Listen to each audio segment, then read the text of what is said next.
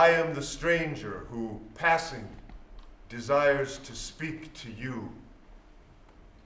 Those words are from Leaves of Grass. He starts his letter quoting me to me. Traveling interesting islands, for the first time I act as my nature prompts me.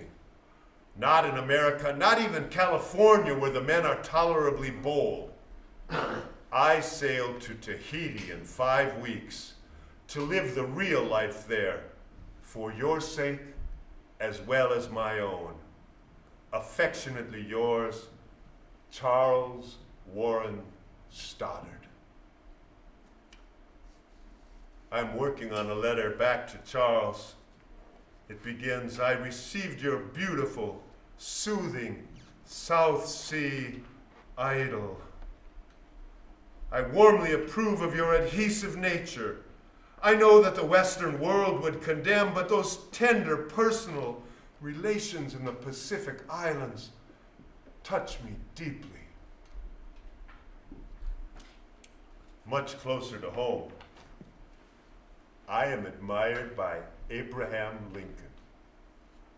We see each other regularly on the streets of the capital, and we never speak, but he knows who I am, because back at his law office in Springfield, he used to read aloud from Leaves of Grass to his colleagues. Imagine Abraham Lincoln's voice saying, "For every atom belonging to me is good, belongs to you." And I'm admired in England. Dear Mr. Whitman, for years I have been attempting to explain what you call adhesiveness. I pored over Calamus as I used to pore over Plato, burning, panting. Tell me more about the love of man for man. John Addington Symonds. And then he writes, I might have been a mere English gentleman had I not read Leaves of Grass in time. And then he writes, in your concept of comradeship, do you contemplate semi-sexual emotions and actions between men?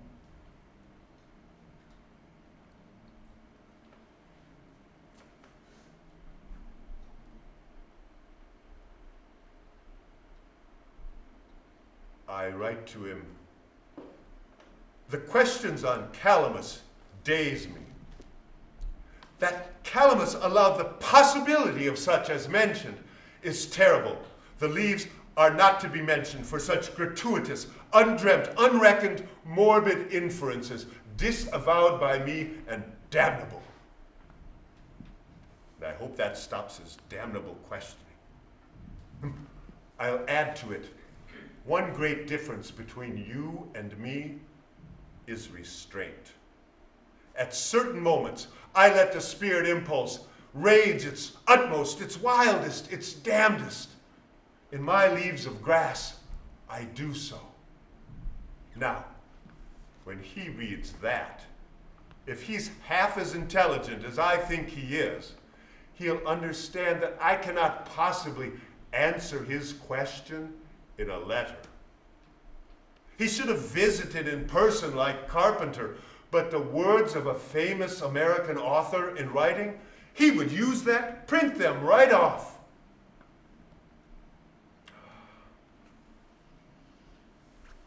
Ah, there he is. That's Symonds with one of his children. He's a married father of 4. Yes. Yes, that's it, yes. Here is a mask he should certainly recognize. I'll write to him, though always unmarried, I have had 6 children. That's not a lie. I mean, perhaps a metaphor. Oh, give me some credit. Your sexual revolution would never have begun in the 1960s if I had not written so freely and openly about sex and the body. Do you need me to be the father of gay liberation as well? Simmons answers his own questions. Why do I need to answer them?